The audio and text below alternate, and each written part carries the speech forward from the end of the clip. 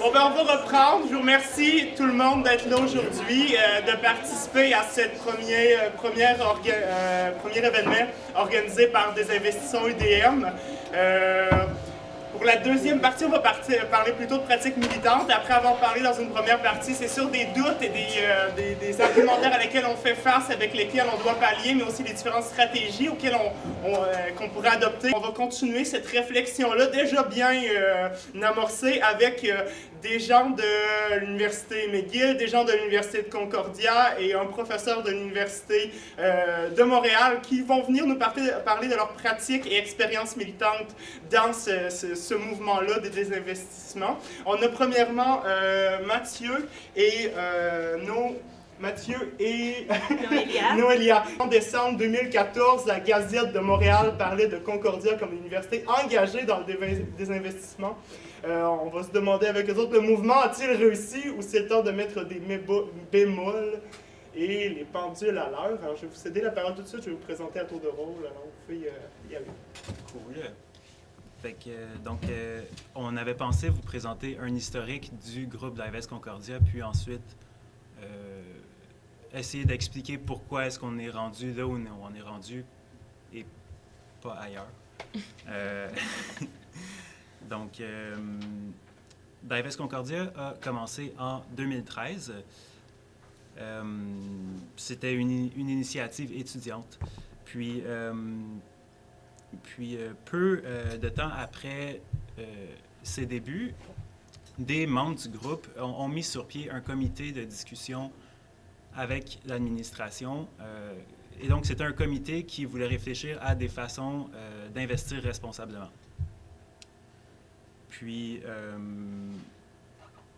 pendant tout le long de cette discussion-là, la stratégie était très lobbyiste. Et donc, la stratégie était de préserver des bonnes relations avec l'administration. C'est des négociations qui ont duré à peu près 1 an et qui ont mené à l'annonce de l'administration qu'ils allaient retirer, ou en tout cas qu'ils s'engageaient à placer 5 millions de leur fonds de dotation dans des investissements soi-disant responsables. Nous, on était insatisfaits et insatisfaits de cette annonce. Nous, d'une part, on sentait que l'administration, leur stratégie, c'était d'allonger les périodes de négociation en sachant que les étudiants et les étudiantes sont à l'université pour une durée qui est très limitée. Donc, et ensuite, de faire des propositions, de nous donner des miettes en espérant que, finalement, ils allaient être débarrassés de nous. Donc, la réaction de certains étudiants face à cette annonce-là, c'était de dénoncer cette annonce-là comme étant du greenwashing parce que il n'y a rien qui nous disait que ce 5 millions-là n'était pas déjà investi de façon responsable. Et puis, c'est ça, mais en fait, 5 millions sur 100 millions, le fonds de dotation est d'environ 100 millions de dollars. On se disait que 5 millions, c'était pas grand-chose, puis c'est ça. Oui, aussi, ce qui est intéressant, c'est que, comme on sait, les universités ont comme une machine des médias. Donc, ils ont beaucoup de réseaux pour communiquer leur message et de se créer une image. Donc, après cette décision de désinvestir, je mets en quotation mark, guillemets, parce que, comme Mathieu a dit, on n'a aucune idée, ça provenait d'où l'argent, même ça pouvait venir n'importe où. Donc après ça, ils ont commencé à se dire « Ah oui, on a fait un bon job », comme ils ont parlé aux différents réseaux de presse, des journaux, pour dire « Oui, on a commencé notre procès de désinvestissement ». Et moi, quand je suis rendue à mon cours et mon prof me dit « Ah, toi, tu es membre de Divest Concordia, qu'est-ce que tu en penses que Concordia a désinvesti? » J'étais comme « Qu'est-ce qui est arrivé, quoi? » Non, c'est pas vrai. Et nous, comme groupe qui savait que c'était vraiment une greenwashing, une façade, nous avons dû mettre notre propre comme machine à communication qui n'était pas aussi forte et essayer de parler avec les mêmes journaux pour corriger l'histoire, de parler avec les professeurs, de parler avec les étudiants, les différents réseaux sociaux pour essayer de corriger l'image que Concordia avait fait. Et ça aussi, c'était difficile. Je pense qu'il y a quand même des gens qui croient toujours que Concordia a désinvesti. Et aussi, ça a créé des tensions dans notre groupe. Bon, je te laisse continuer. Oui, donc au moment où Concordia a fait cette annonce, il y a un groupe qui mène des campagnes de désinvestissement globalement qui s'appelle 350.org, qui a coopté cette annonce-là comme étant une victoire pour le désinvestissement global et qui nous demandait finalement de prendre position avec eux. Dans notre groupe, il y en a qui ont beaucoup de réserves vis-à-vis 350.org et il y en a d'autres qui ont beaucoup envie de collaborer avec eux. Et donc, puisque les personnes qui avaient envie de collaborer avec elles ont collaboré, ça a mené à certains membres du groupe de laisser le groupe. Et c'était des membres qui étaient très impliqués puis qui faisaient beaucoup de choses. Donc, c'est ça finalement. Je pense que Divest Concordia, une chose qui fait qu'on est, qui nous retient en arrière, c'est le manque de cohésion, puis le manque de transparence et de communication entre ces différents membres.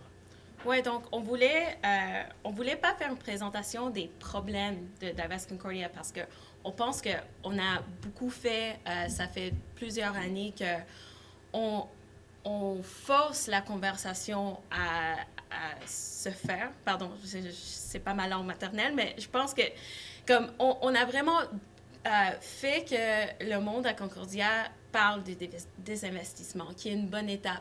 Mais maintenant, on est rendu à une place où on a beaucoup appris de nos erreurs et on voulait partager ça avec vous aussi. Donc, un problème que nous avons noté, c'était un manque d'inclusivité et aussi un manque de communication. Donc, pour ma part, je parle de communication. Je ne fais pas partie des groupes de la politique étudiante à Concordia. Donc, on a beaucoup des réseaux pour s'impliquer politiquement, comme Council, on a l'Union des étudiants, tout ça. Donc, en général, les membres de Divest Concordia étaient aussi des membres des groupes de la politique étudiante. Donc, comme moi, je voulais joindre le groupe, mais comme environnementaliste, pas comme politicienne étudiante. Donc, j'ai ressenti beaucoup que j'étais perdue. Je ne savais pas qu'est-ce qui arrivait dans le groupe parce qu'ils parlaient toujours des décisions qu'ils avaient faites dans leur autre groupe politique. Ils parlaient des décisions que le Council avait prises, que l'Union étudiant avait prises. Et je me sentais toujours comme en arrière. Et donc, je me sentais que je n'avais pas le pouvoir de faire quelque chose de bon pour le groupe parce que j'étais si naïve, si inéduquée en ce qui concerne la politique étudiante dans l'université. Donc, une chose que je pourrais conseiller maintenant que j'ai dit ça au groupe et on essaie de changer nos dynamiques, de se faire plus inclusif. Et donc, je conseille aux groupes qui sont nouveaux et qui ont une chance de vraiment créer leur dynamique, c'est de rester toujours, d'être toujours, comment on dit, de se rappeler qu'il y a des gens qui viennent de toutes parties de l'école qui ne sont pas nécessairement des activistes militantes ou ne sont pas nécessairement des étudiants impliqués dans la politique étudiante. Et il faut toujours que tout le monde peut travailler ensemble et d'être sur le même niveau pour que les décisions soient prises de façon démocratique, inclusive et que le groupe soit même plus puissant. parce que tu perds pas les pouvoirs différents de tout le monde en leur laissant en arrière. Cool. Ouais, donc comme Noélia l'a dit, on fait quand même on a quand même fait des trucs cool à Concordia. Je pense que ce qu'on a réussi à faire, c'est faire circuler l'information. Puis on n'a pas juste fait des erreurs. Moi, je pensais glisser un mot aussi de mon expérience comme membre de d'AVS Concordia, mais en tant que personne queer. Et je voulais parler des réalités queer au sein du militantisme non queer. S'il y en a qui ne sont pas à l'aise avec les concepts de queer et de non-binarité, ça arrive. Puis je vous encourage à venir m'en parler après ma présentation. Mais je réalise que, encore au sein... en fait, les personnes queer sont souvent confinées au militantisme queer et ne s'investissent pas en dehors. Puis, je pense que ça peut s'expliquer par des pratiques qui invisibilisent systématiquement ces personnes-là. Puis, je comprends la légitimité des pratiques auxquelles je fais référence. Par exemple, à une alternance de tours de parole hommes-femmes dans les assemblées générales. Puis je comprends tout à fait, puis je suis vraiment contente qu'il y ait des initiatives pour contrer le monopole masculin de la prise de parole. Cependant, ce que cette initiative fait, c'est de demander aux gens de se conformer à une identité soit masculine, soit féminine. Et ça dit finalement, ça ne permet pas d'exister en dehors de ces étiquettes-là. Puis ça vient souvent quand on parle de représentativité égale des genres. Donc, on essaie de s'assurer qu'il y ait autant de femmes que d'hommes qui soient représentés. Cependant, ce faisant, on occulte les autres identités qui peuvent exister. Donc, je pense que, comme personne non-binaire, ce que je pourrais recommander, ce serait d'être aux gens qui s'investissent dans le militantisme non queer, ce serait peut-être d'être plus sensible à la manière dont on assigne des identités systématiquement et dont on pousse les gens dans des placards pour ensuite leur laisser la responsabilité d'en sortir. Ça rend l'implication beaucoup plus difficile pour ces personnes-là. Et ça les pousse à se rabattre vers des sphères qui sont plus sécuritaires. Donc, j'allais seulement conclure parce que je sais que c'est vraiment, on a fait un tour très, très différent de ce qu'on avait parlé avant, mais je pense que ce qu'on oublie beaucoup dans nos mouvements environnementaux, c'est que ces mouvements-là se font avec des gens, même si on veut protéger l'environnement. Et si on exclut les gens, même inconsciemment, comme on n'a jamais voulu être un groupe qui n'était pas inclusif aux différentes identités ou aux gens qui venaient des différents backgrounds. Mais finalement, on se rend compte qu'on est un de ces groupes qui n'est pas inclusif. Donc, on doit toujours se rendre compte que si on veut être puissant, activiste, protéger le climat et l'environnement, c'est aussi en se rappelant comment est-ce qu'on crée le groupe, comment est-ce qu'on gère le groupe, comment est-ce qu'on inclut le plus du monde possible pour se faire plus puissant. Merci beaucoup.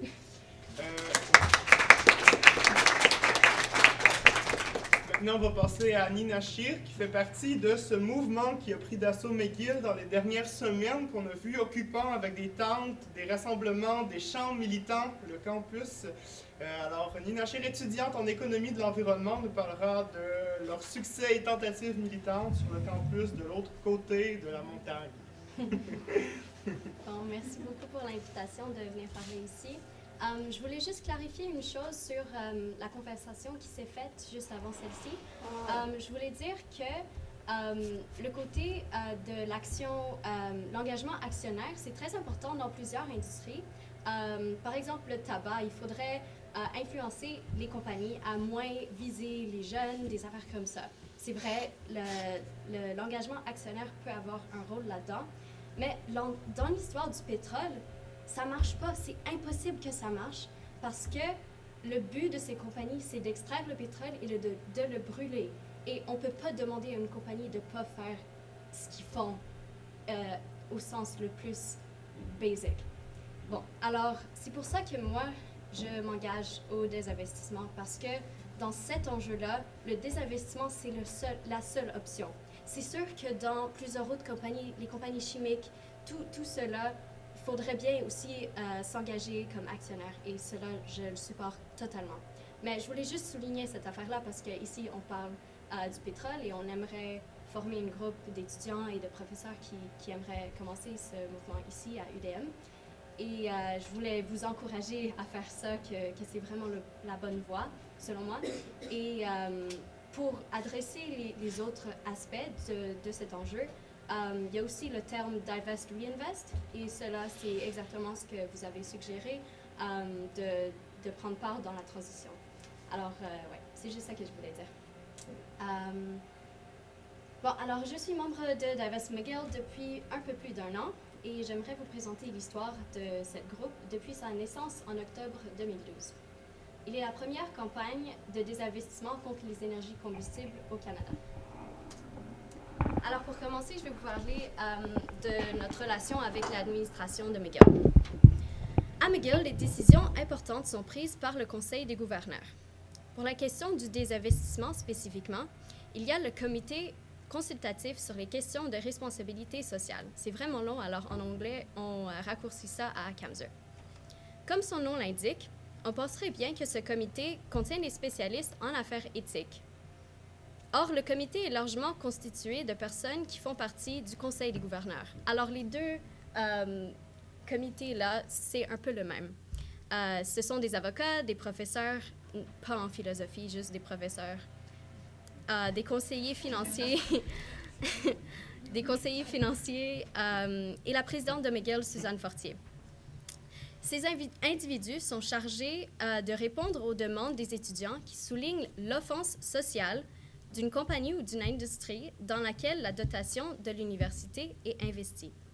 CAMSUR doit spécifiquement écouter la demande d'un groupe et décider si la compagnie en question ont réellement commis une offense sociale quelconque. Après ça, CAMSUR peut recommander le désinvestissement au Conseil des gouverneurs pour s'adresser à cette offense. Bon, ce n'est pas toutes les universités qui ont un comité éthique qui est chargé de s'occuper du désinvestissement. Notamment, c'est né pendant l'histoire du désinvestissement de l'Afrique du Sud. Alors, c'est depuis ce temps-là que ce comité existe. Il y a beaucoup de campagnes de désinvestissement en Amérique du Nord et à travers le monde qui doivent présenter leur point de vue à l'administration en adressant le côté éthique, mais aussi économique. Et nous, parce qu'on s'adresse à la comité éthique, il faut se concentrer plus sur l'argument éthique parce qu'eux, ils aimeraient ça parler de l'économie, mais c'est pas leur job, c'est pas leur affaire. On aimerait bien parler avec la comité financière et on cherche à parler avec eux, mais c'est pas facile, ils veulent pas parler avec nous. Ils disent « va voir CAMSUR, c'est pas notre affaire ». Bon, alors évidemment, l'argument financier est très fort aussi pour le désinvestissement parce qu'on voit très fort pour le moment. Dans ces derniers temps, les actions en pétrole n'ont pas très bien performé et aussi toute l'idée du risque à long terme, c'est sérieux aussi du côté économique. Alors, nous voulons plutôt se concentrer sur l'argument éthique aussi parce que la situation financière, ça peut changer dans le temps. Alors, mais l'argument éthique, ça reste le même. C'est que ces compagnies accélèrent le changement climatique tout en ignorant les traités avec les Autochtones et en manipulant la politique du pays quand ça vient aux aspects environnementaux des lois. Alors, notre processus à McGill est d'un côté plus facile parce que nous pouvons nous adresser à une partie de l'administration, spécifiquement sur seulement l'aspect éthique. Mais de l'autre côté, ce ne sont pas des experts en éthique, ce qui rend l'affaire un peu plus compliquée, évidemment. Mais bon, c'est le 1er février 2013 que Divest McGill a soumis sa première pétition demandant à l'université de désinvestir sa dotation. Ça, c'est pour vous donner une idée des investissements de McGill. C'est une dotation de 1,3 milliard. C'est vraiment plus petit que votre pension, alors ce serait cool si vous nous joignez. Je suis vraiment excitée pour ça. Alors pour nous, c'est environ 5 à 8 % qui est investi dans l'industrie pétrolière, ce qui représente 70 millions de dollars. Je voulais aussi ici souligner que l'argent lui-même, la quantité d'argent, ce n'est pas ce qui compte le plus dans cette mission de désinvestissement. Ce qui compte le plus, c'est l'aspect politique, comme vous avez mentionné. C'est qu'on veut donner le message que les institutions prestigieuses comme McGill, comme Concordia, comme UDM et aussi comme les villes, il y a beaucoup de groupes qui font partie du désinvestissement, mais c'est vraiment que ces institutions-là sont contre une industrie qui est nocive. Et on prend cet argument et on est tous d'accord. Et cela, parce qu'on est prestigieux, parce qu'on est des institutions importantes, c'est là qu'on pourrait peut-être influencer les politiciens. Et ça c'est le but. C'est vraiment d'influencer ce qui passe plus en haut. Et on dirait peut-être que c'est loin, mais c'est pas l'économie, c'est vraiment plus la politique pour le désinvestissement. Et ouais, c'est de dire avec une voix, tous ensemble, qu'on est contre l'industrie et qu'on aimerait une transition. Alors, on voit Suncor, Enbridge, Canadian Natural Resources qu'on a vu avant. Alors, pour parler un petit peu des premières étapes de Divest McGill, nos manifestations étaient vraiment légères et humoristiques. C'était plus pour accumuler un peu de support des étudiants. Il y a eu un événement pour le Saint-Valentin où on a, je n'étais pas là, mais les membres ont démontré un peu le narratif de McGill qui casse avec l'industrie pétrolière, avec des affiches qui disaient like, oil's not good enough for you, McGill, like you can do better, des affaires comme ça. Mais c'était vraiment très avec une bonne esprit d'humour. Aussi, celui-là, c'est une photo d'un événement qui s'est passé avec Divest Concordia et Divest McGill. C'était Fossil Fool's Day, qui fait un jeu de mots sur Fossil Fuels et April Fool's Day. Et c'était aussi humoristique. Alors, la première fois que CAMSUR nous a répondu en mai 2013, c'était quelques mois après la demande. Ils ont décidé qu'il n'y avait pas assez de preuves que l'industrie était impliquée dans une offense sociale. Mais, OK, nous avons pris ça et nous avons continué avec la sensibilisation. Et aussi, l'année passée, on a fait une deuxième demande que je vais adresser plus tard. Alors, comme conseil pour vous, il y a plusieurs voies dans lesquelles vous pouvez monter un peu de pouvoir. Alors, il y a le soutien étudiant, c'est un peu le principal pour nous, mais pour vous, je dirais plus les profs. Mais alors, c'est les signatures qui comptent beaucoup, mais aussi les sociétés étudiantes au niveau baccalauréat et PhD. Et nous avons des motions qui ont pris une position en faveur du désinvestissement. À chaque année, ils doivent renouveler ça, mais ça garde vraiment le pouvoir. Alors, c'est bien et c'est important. Aussi, SMU, le undergraduate, a été désinvesti il y a 2 ans à peu près. Alors, les étudiants, ils mènent vraiment cette lutte. De l'autre côté, on a les professeurs. On a une lettre qui demande à McGill de l'opinion, de la part des professeurs, ils demandent à McGill de se désinvestir et on a maintenant plus de 120 signatures là-dessus. Et c'est vraiment quelque chose parce que McGill, elle n'est pas vraiment une école très militante, très politique. Les professeurs, ils aimeraient plus rien dire, mais ils s'accordent là-dessus et même pour moi, ça me rassure. Ça me dit qu'il y a vraiment quelque chose là-dedans parce qu'eux, ils sont d'accord. Ici, on voit un professeur qui a parlé à notre semaine Fossil Free Week, que je vais expliquer plus tard, mais ça, c'était en septembre dernier. Il y a aussi les anciens et anciennes que vous pouvez parler avec eux. Ce qu'on a lancé l'année passée, c'était de demander aux anciens de ne pas donner à McGill avant qu'il se désinvestisse. Alors, il y a comme un petit incentive politique, économique, je veux dire. Mais maintenant, on a un ancien qui est venu nous voir et qui a proposé de retourner son diplôme à l'université le 30 mars 2016 si elle n'est pas désinvestie.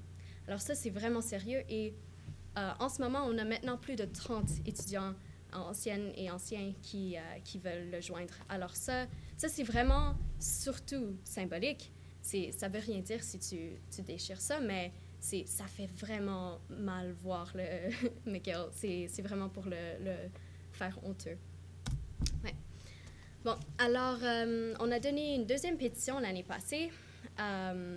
C'était le 1er février 2015, 2 ans exactement après la première. Et ouais, c'était... oui, c'est parce qu'ils nous ont dit qu'il n'y avait pas assez de preuves de l'offense sociale. Alors, nous avons écrit un document de recherche de 150 pages qui parlait de tout ça, avec des sections spécifiques sur Enbridge et Shell qui sont... il y a beaucoup de nouvelles là-dessus, sur leurs offenses. Et ouais, c'était le but un peu de leur faire frapper par la richesse de preuves. Aussi, l'année passée, quelque chose qui pourrait vous intéresser, ce serait de participer dans la journée internationale du désinvestissement. Il y avait des actions à travers le Canada et aussi ailleurs dans le monde. Ça, c'était nos bannières attachées avec des ballons pour que la sécurité ne puisse pas le descendre. Alors, c'était quelques heures qui sont restées, mais là, ils sont descendus tout seuls parce qu'ils n'étaient pas assez forts pour les tenir pour plusieurs heures, mais il y avait quand même du monde qui ont vu et c'est ça le but. Ouais. Alors, il y a 2 mois, nous avons organisé la Semaine sans combustible, en anglais Fossil Free Week. Et c'était une semaine dans laquelle nous avons campé sur le campus de McGill, juste devant le building de l'administration. Et c'était au début, je crois, 6 tentes et vers la fin, presque, je pense, 17, quelque chose là-dedans. Alors, ça a vraiment augmenté. On a eu des souteneurs qui sont venus nous montrer leur accord avec notre but. On avait comme ça et tout ce qu'on a fait dans cette semaine, si vous êtes intéressé dans votre campagne, c'était des petits événements qui pourraient bien être utilisés toutes seules. On a eu des invités chaque matin qui ont parlé de tout plein d'enjeux environnementaux et sociaux. On a eu des organisateurs autochtones qui sont venus et qui ont parlé de leur lutte. Et ça, c'était vraiment un honneur de les avoir avec nous. Ouais. Et aussi, il y avait... Ah oui, ça c'était... on demandait à tout le monde d'écrire pourquoi ils étaient en faveur du désinvestissement. Et après, on a mis toutes les notes ensemble sur un mur du bâtiment pour montrer l'amplitude du support. Et notre dernière action, c'était de se tenir en rond. Oui, on avait aussi des profs qui sont venus donner comme des cours sur le sujet. C'était vraiment très intéressant. Il y avait, ici, on ne voit pas trop bien, mais c'était une veillée aux chandelles interreligieux. On avait des membres de la communauté montréalaise qui sont venus, qui nous ont parlé de leurs efforts. Il y a l'Église anglicane de Montréal s'est désinvestie et ils sont venus nous parler. Et on s'est rassemblés et c'était vraiment très spécial aussi. La nouvelle la plus récente, c'était la semaine passée où CAMSUR nous a invités à leur réunion pour parler du gel des investissements. Je n'ai pas mentionné, mais pendant la semaine sans carburant, nous avons voulu faire une demande un peu plus réalisable. Alors, nous avons demandé, OK, nous allons arrêter de camper sur le campus si vous arrêtez d'augmenter les investissements. Si vous nous dites que vous allez faire ça. Et c'est probablement déjà fait à peu près. C'est pas renouvelé très souvent. Alors, c'est pas tant que ça une grosse demande, mais il n'y a vraiment eu aucune réponse là-dessus. Ils nous ont ignoré pas mal, beaucoup. Ouais.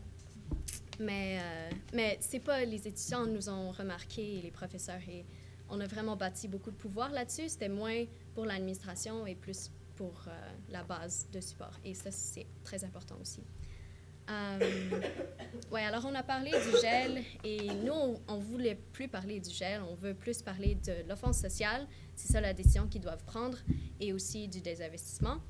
Mais on a parlé un peu de tous et ça fait plusieurs fois qu'on s'est rencontrés avec eux et celle-ci, c'était vraiment, je crois, la meilleure. On a réussi à contrôler la conversation et ça, c'était intéressant. Et on avait, pour la première fois, assigné une facilitator, comme une personne de notre côté qui organisait un peu la conversation.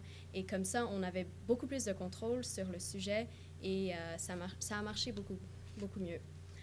Ouais. Pour terminer, je voulais juste mentionner un peu de projets futurs que vous pouvez aussi vous engager là-dedans.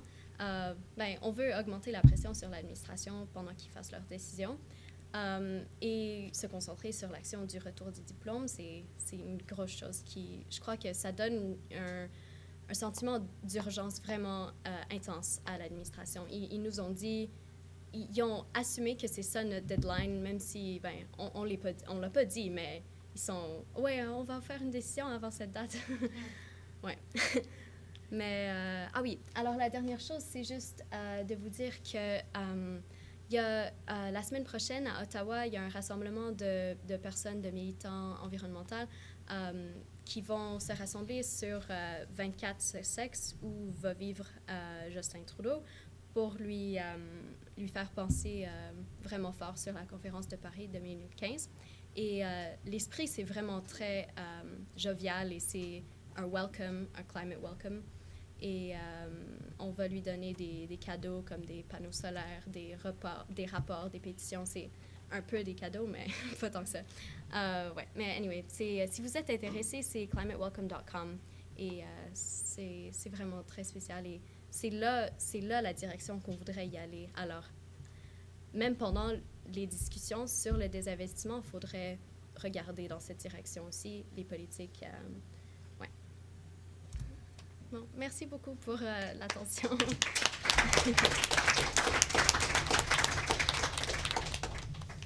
Merci Anina. On passe maintenant à Adrian Burke, un professeur en anthropologie à l'Université de Montréal, dont les actions nous inspirent et nous précèdent sur le campus. Il a, par le passé, invité par des articles les syndicats sur le campus à s'engager dans des pratiques plus éthiques dans leur politique de désinvestissement, mais aussi l'Université de Montréal, l'administration.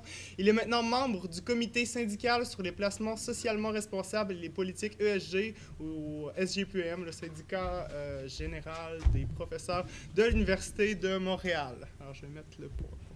C'est à vous. Merci, Julien.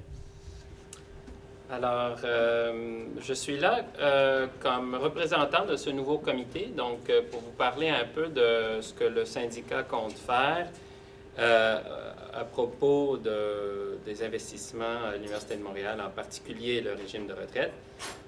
Mais avant ça, je voulais juste qu'on regarde ensemble quelques données, parce que je pense qu'après tout, étant donné que tout dans nos vies aujourd'hui semble être réduit à dollars et risques, et que je n'ai jamais de réponse claire de la part du comité de retraite, je me dis, la seule chose que je peux faire, c'est de me pencher sur les données qui sont disponibles dans les rapports annuels. Donc, j'aimerais qu'on regarde ça ensemble pour avoir quelques données de base, pour qu'on sache de quoi on parle, et qu'après, je vous dirai un peu qu'est-ce qu'on compte faire avec ça.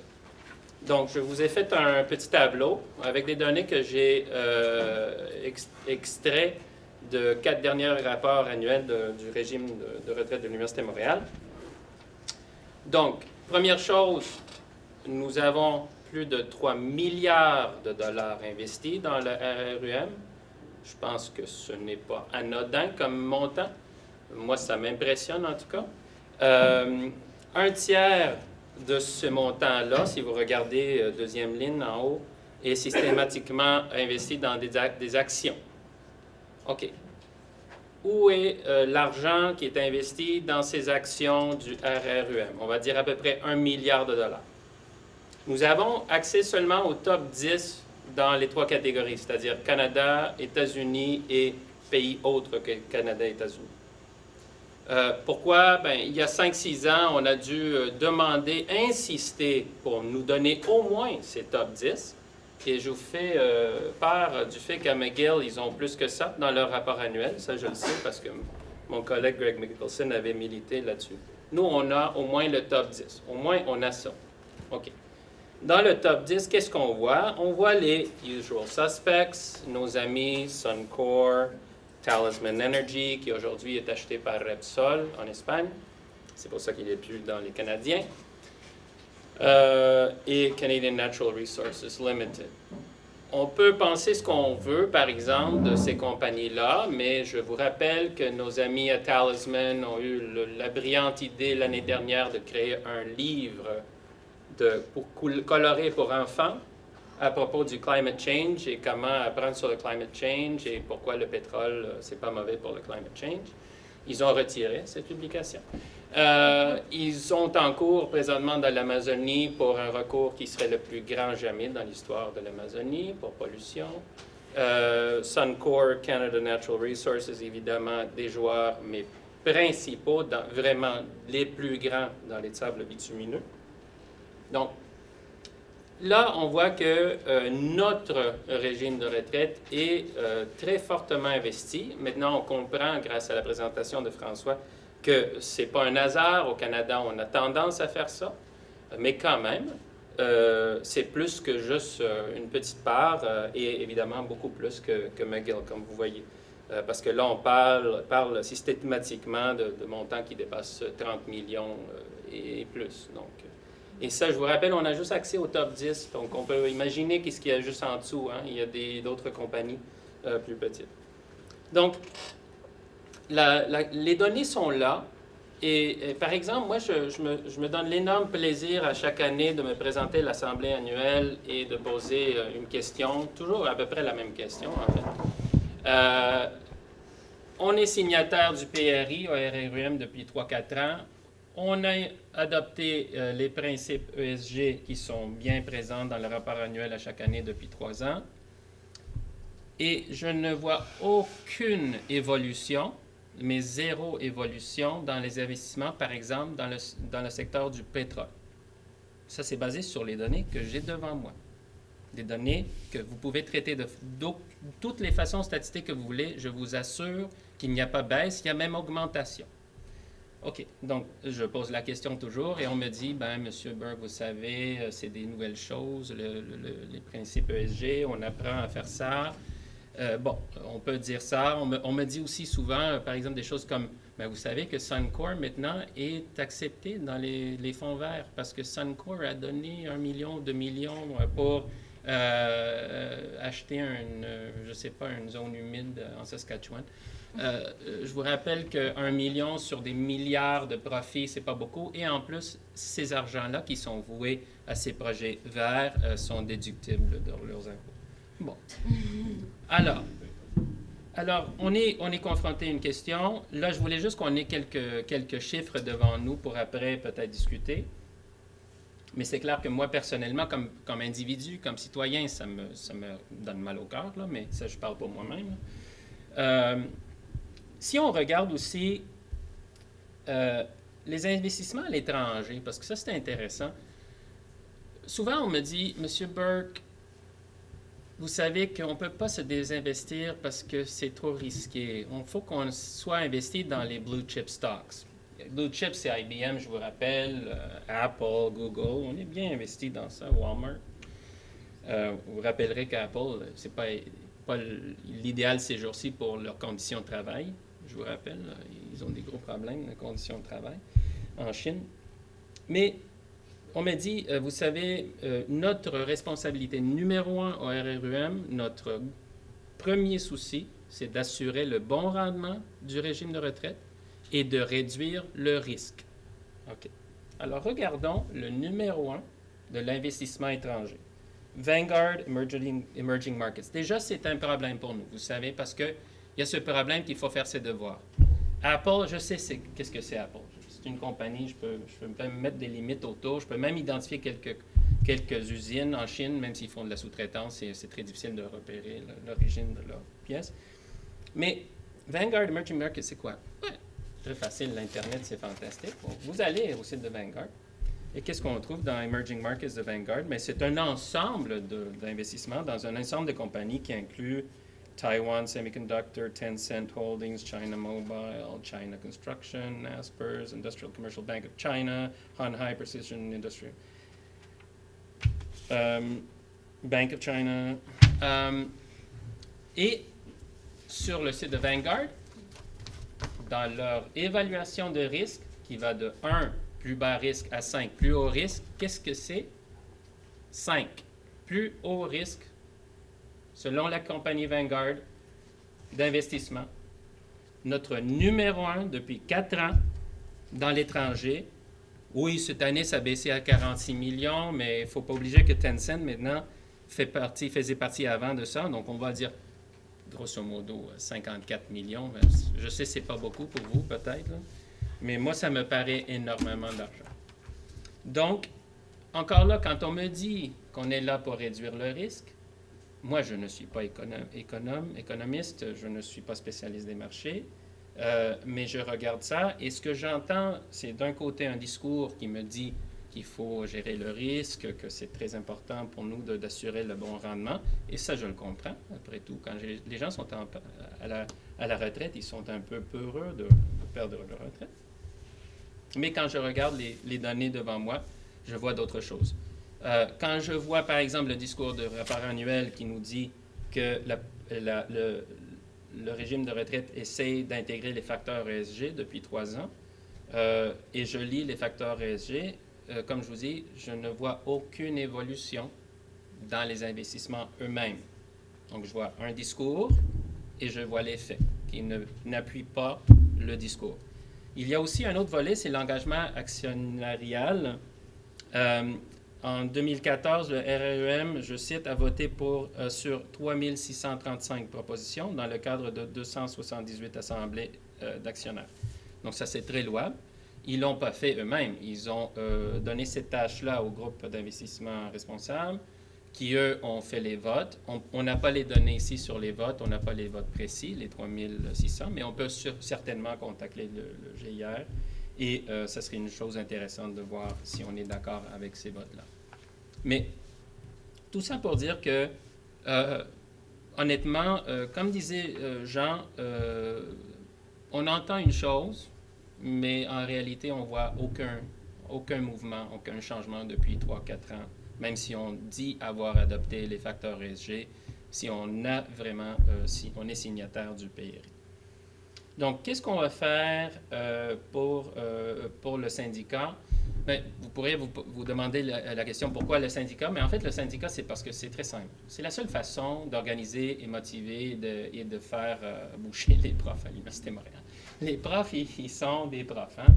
Ils sont très individualistes, ils n'ont pas vraiment l'habitude de travailler ensemble, et le syndicat, c'est la seule façon de faire bouger les choses.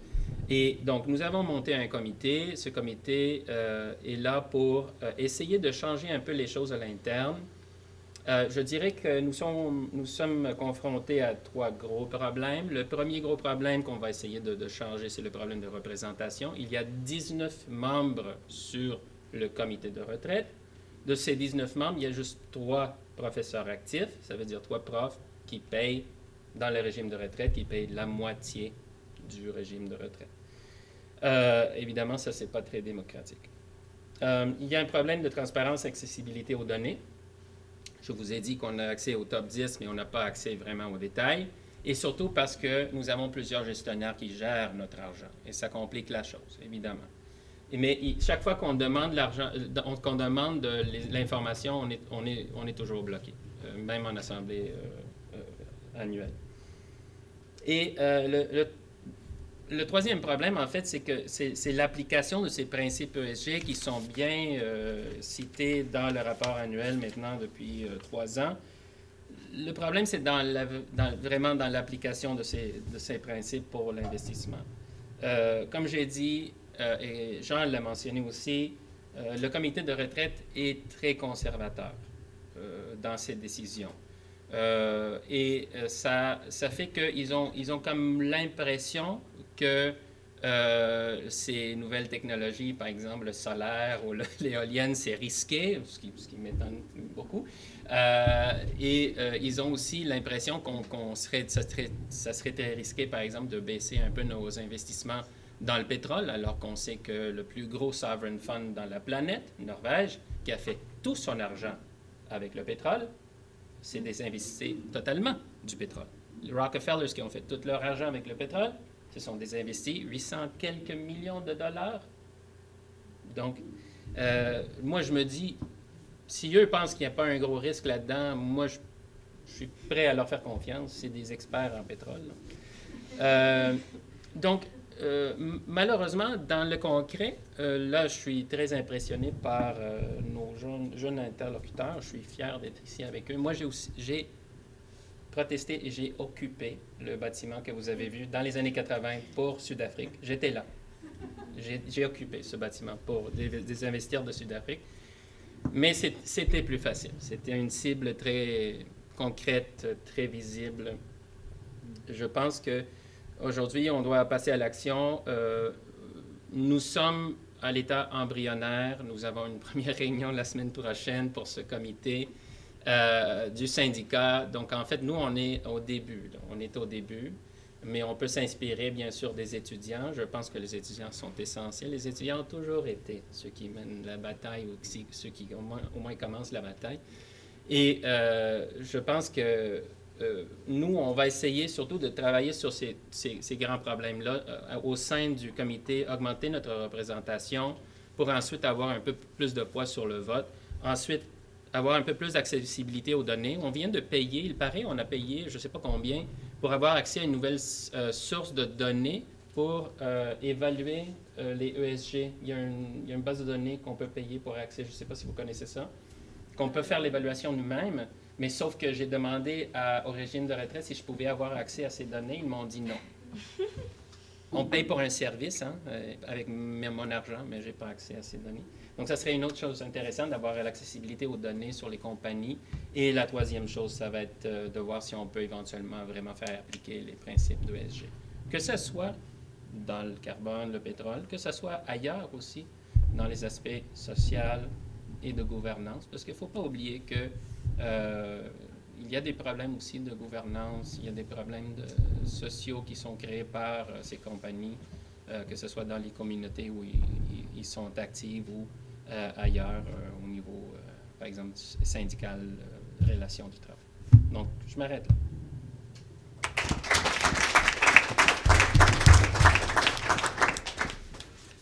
On a 10-15 minutes de discussion, questions, réponses avec la salle. Moi, je me suis préparé aussi des questions. Je vais laisser un temps pour... est-ce qu'on a des questions directement? Je pense qu'une des tensions...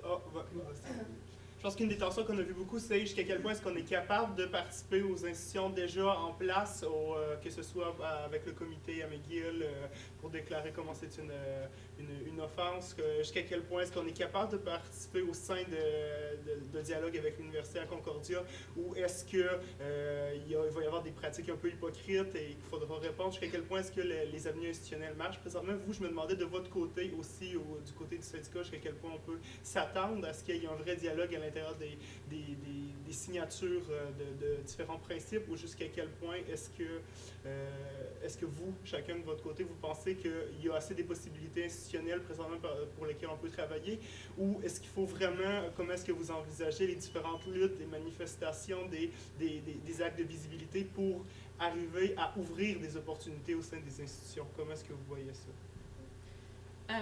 Bon, de ma part, en parlant de Concordia, avant cette année-là, j'étais un peu pessimiste de s'il y a une opportunité de vraiment parler avec l'administration, mais en même temps, Concordia a lancé une campagne de marketing, de branding elle est au sein du développement, du changement, d'implication étudiante. Elle est fière de ça. Donc, ils ont fait un fast track d'une politique de développement durable. It's called the Sustainability Policy. Qu'avant, ils ont planifié que ça allait comme prendre 5 ans pour faire des consultations publiques, pour le faire, et on allait être très vieux avant de voir ça. Mais maintenant, ils ont fait un fast track. Ils veulent l'implémenter le semestre prochain.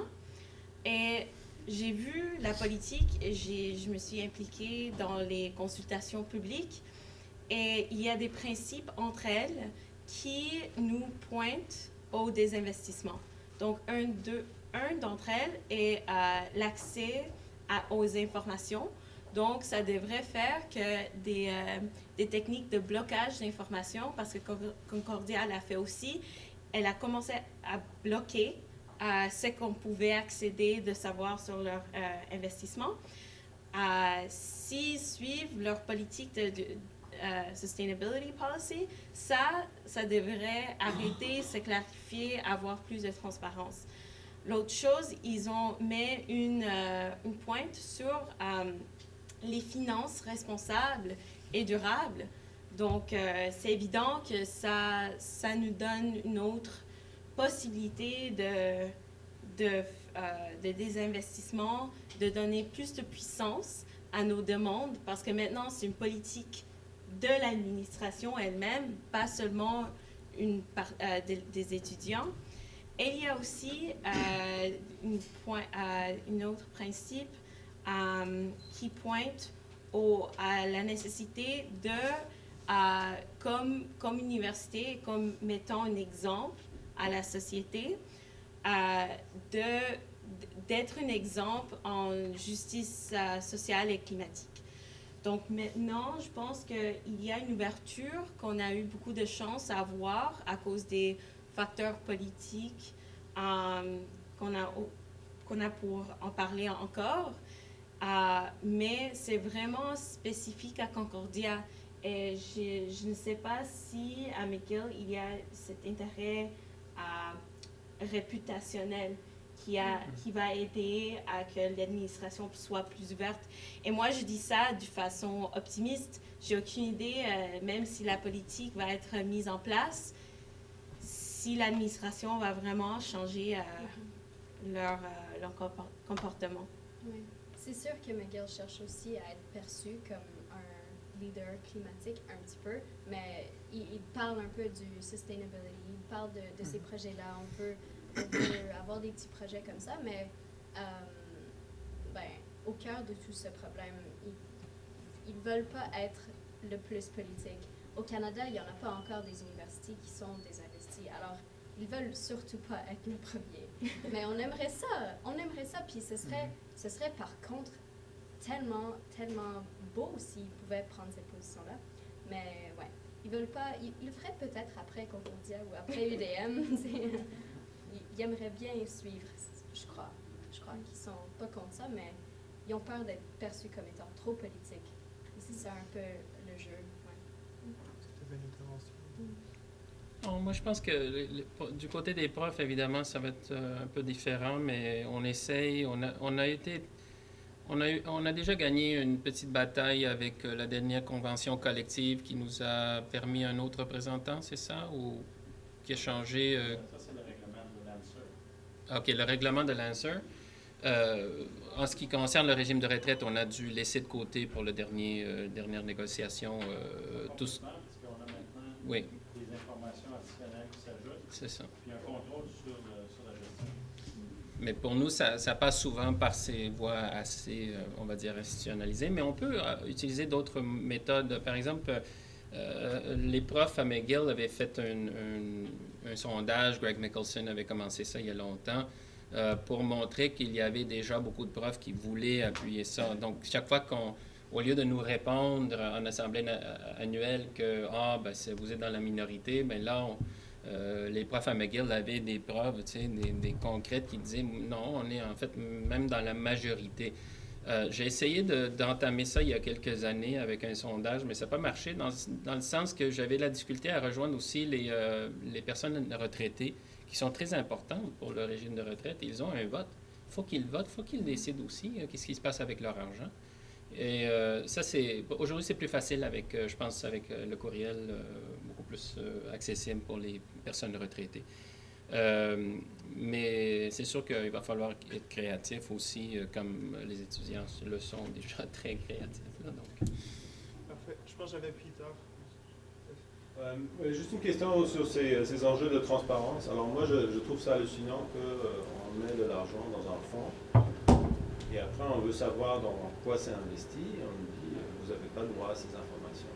Alors, est-ce que quelqu'un, soit sur le panel, soit dans la salle, a jamais eu une justification légale ou autre? Pourquoi et comment on peut m'interdire l'accès à cette information? La seule raison qu'on m'a donnée déjà en assemblée annuelle, c'est que, étant donné que nous avons plusieurs gestionnaires, c'est difficile de colliger ensuite. Parce que tu comprends, un gestionnaire, deux gestionnaires différents pourraient tous les deux investir dans Suncor. On a des chiffres exacts sur les 10 premiers. Alors... Exactement. Et ce qui m'étonne le plus, c'est que quand vous allez sur des compagnies comme Vanguard, ils vous donnent les month-end 10 largest holdings. On peut les avoir même au mois pour chaque gestionnaire. Donc, ça m'étonne un peu. C'est la réponse qu'on m'avait donnée, mais je vous avoue que j'ai jamais poussé plus loin parce qu'on me permet de poser une question ou deux, puis après ça, les gens ils veulent aller prendre leur verre de vin. Est-ce qu'on avait d'autres interventions sur ça? En fait, à Concordia, c'est la même chose, mais on voit que c'est vraiment une façade parce que je me rappelle pas si ça fait 3 ans, on pouvait vraiment accéder à un portfolio détaillé. Et on pouvait l'accéder publiquement. Je pense que c'était sur le site web. Et ça disait, on s'investit dans cette compagnie. Et après que Divest Concordia a commencé à pousser pour les désinvestissements, l'année prochaine, tous les investissements étaient seulement catégorisés par secteur et pas par compagnie. Et qu'on a demandé, OK, donc ça me dit que tu investis comme ça 2 millions dans énergie. Est-ce que tu peux me dire quelles compagnies elles sont? Ils ont dit la même chose. Ah non, c'est qu'on a des gestionnaires third party. On ne sait pas qu'est-ce qui se passe vraiment avec l'argent. Mais on voit que d'une année à l'autre, c'est impossible que ça change vraiment à ce qu'ils savent vraiment pas ce qui se passe avec l'argent. C'est sûr qu'il y a la peur que nous avons accès aux informations. Donc, c'est triste et c'est aussi un peu épeurant, voyant comment on peut fermer la porte sur l'information.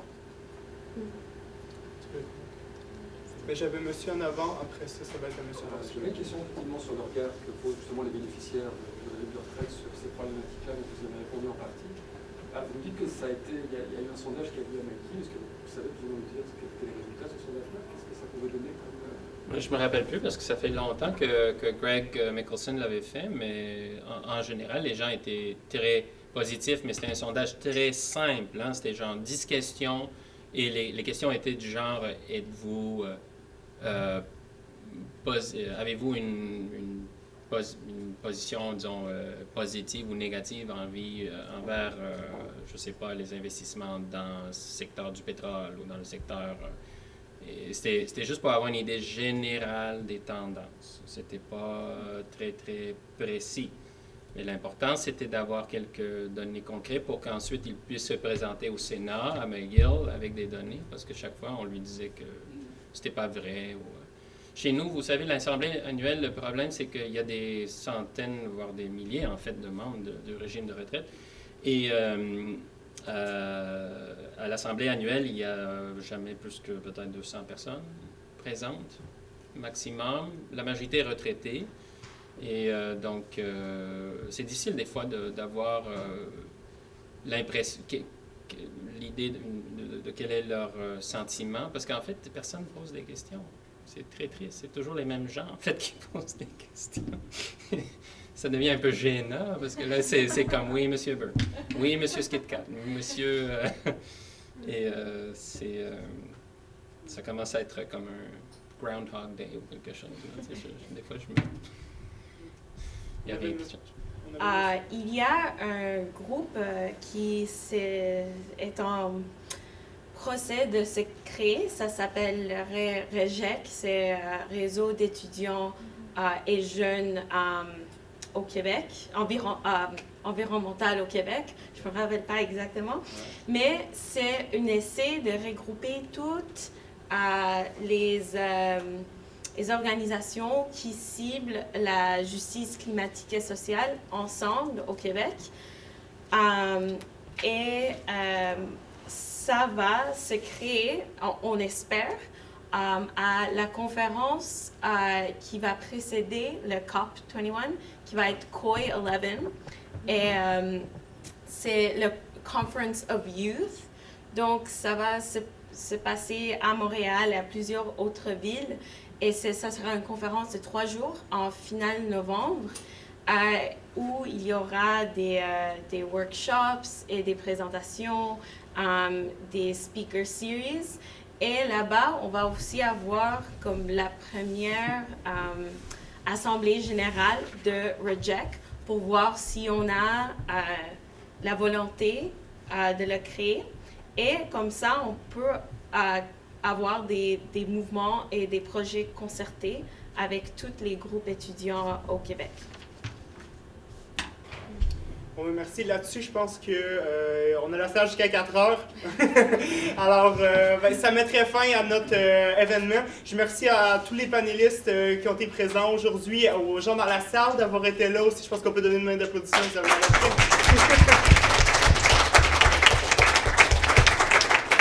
Et là-dessus, je suis posé faire un wrap-up. Ça nous aide à nous orienter, nous, présentement, comment on va organiser notre action, quelles vont être les stratégies qu'on va prendre, de quelle manière, quel document qu'on va créer, quelle alliance qu'on va créer. Et je vous invite à venir, tous et toutes, surtout les étudiants et étudiantes, parce qu'on va faire une assemblée générale de création de Désinvestissons UDM début novembre. Ça va être le 5 novembre. C'est écrit sur nos affiches dans l'espèce de marée noire qu'il y a en bas de l'affiche. Alors, merci à tous et toutes. Vous pouvez nous suivre sur Désinvestissons UDM sur Facebook ou sinon écrire à Désinvestissons UDM à commercial riseup.net. Riseup.net. Merci Annabelle. Bon, merci à tous. Voilà.